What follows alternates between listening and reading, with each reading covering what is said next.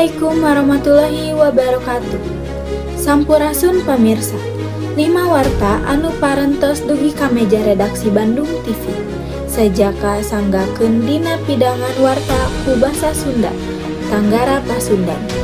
Edisi Salasa Kaping 3 Maret 2020 genep. Simkuring pun Laila Ramadhani nu baris ngadugikeun warta salengkapna. Dinten ayeuna urang nyiarkeun warta nu mata kaget di kampus Universitas Islam Negeri Sultan Syarif Qasim Riau di Pekanbaru, Provinsi Riau. Salah sahiji mahasiswi di kampus eta jadi korban pembacokan dina lingkungan kampus dalika manehna keur ngadagoan jadwal sidang skripsi. Sakedapan warta ieu nyarioskeun kajadian tragis di lingkungan kampus nalika hiji mahasiswi Universitas Islam Negeri Sultan Syarif Qasim Riau dibacok ku batur sakampusna.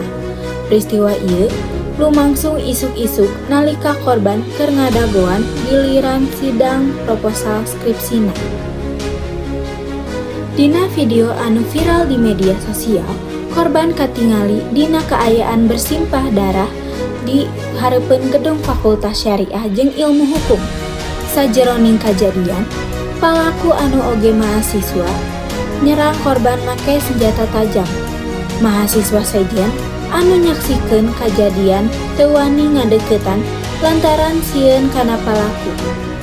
Kemudian, pihak security kampus jeung aparat keamanan bisa ngadehkeun palaku sarta ngahalangan aksi teraskeun. Korban langsung dibawa ka rumah sakit pikeun dirawat sanggeus ngalaman tatu di sababaraha bagian awakna. Kapolresta Pekanbaru mastikeun yen palaku anu geus ditangkap teh baris diproses hukum saluyu jeung undang-undang.